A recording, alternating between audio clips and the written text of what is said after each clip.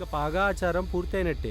అయితే పంతులు గారు మేమందరం ఇంటికి వెళ్ళొచ్చా? అలాగేనమ్మా, మీరు వెళ్ళొచ్చు. పదండి. అమ్మా, నువ్వు అందరిని తీసుకుని ఇంటికి వెళ్ళు. నేను పని పూర్తి చేసుకుని వస్తాను. అలాగే బాబు, తొందరగా వచ్చేసి.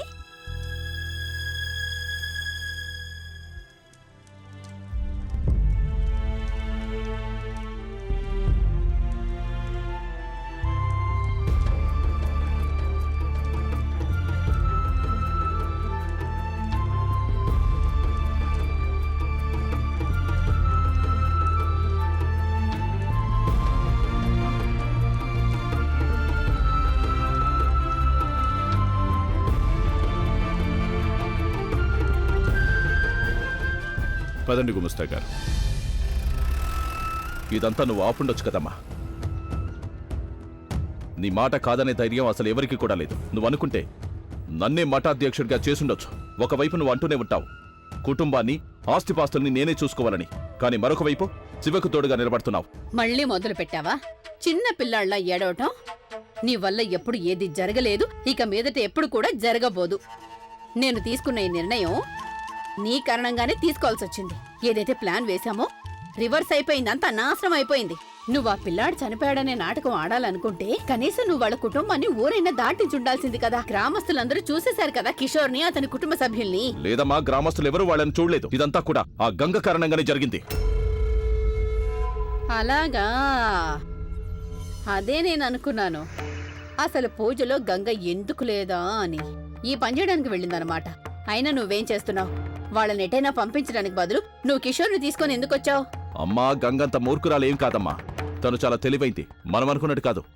చూసావు కదా ఇంగ్లీష్లో సంతకం ఎలా చేసిందో. అరే, నాకు అసలు కొంచెం కూడా తెలీదు తను ఇంత చదువుకుందని. మనమందరం తన దగ్గర జాగ్రత్తగా ఉండాల్సిందే.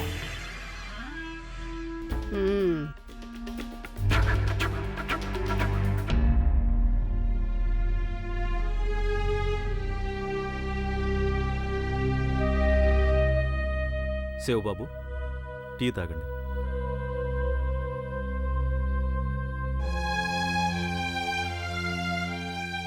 శివబాబు, టీ చల్లారిపోతుంది. తాగుతాను గుమస్తా గారు, కాసేపు ఆగి తాగుతానులే.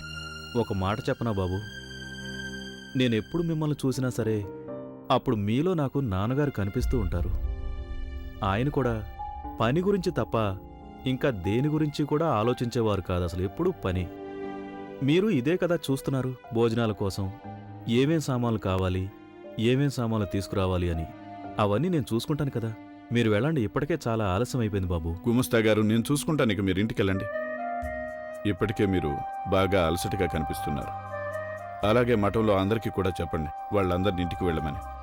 చాలా ఆలస్యం అయిపోయింది. నేనేమనుకుంటున్నానంటే ఇక్కడే ఉండి మీకు సాయం చేద్దామని అనుకుంటున్నాను. గుమస్తా గారు, ఇంకేం ఆలోచించకండి. నేనున్నాను కదా, అంతా నేను చూసుకుంటాను. మీరు వెళ్ళండి.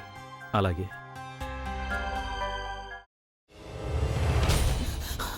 నువ్వు ఇంకేమన్నా చెప్పాలా? ఇంకేమన్నా అబద్ధం చెప్పాలనుకుంటే చెప్పేయి. నేను చూడాలనుకుంటున్నాను నన్ను మోసం చేయడానికి నువ్వు ఎంత నీచానికి దిగజారగలవు అని. ఎందుకు ఆలియా, ఎందుకు నువ్వు ఇలా చేసావు? నీకు తెలుసు కదా నానమ్మ తర్వాత నీ ఒక్కదానిని కదా నేను పూర్తిగా నమ్మేది. ఏమన్నావు నువ్వు? ఈ మధ్య అన్నిటినీ మర్చిపోతున్నావా? అది చాలు. వాటిలో ఉన్న శక్తి విషయాన్ని గ్రహించి మనకు వివరిస్తాయి.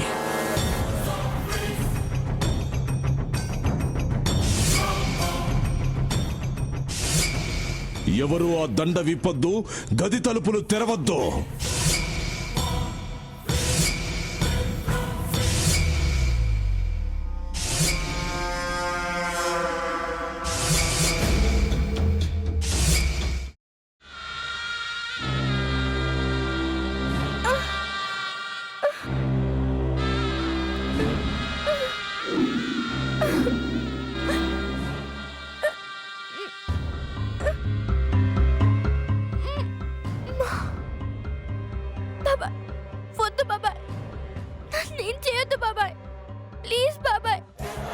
నిజం తెలిసినప్పుడే నా ఆలోచనలో నువ్వు చచ్చిపోయావు.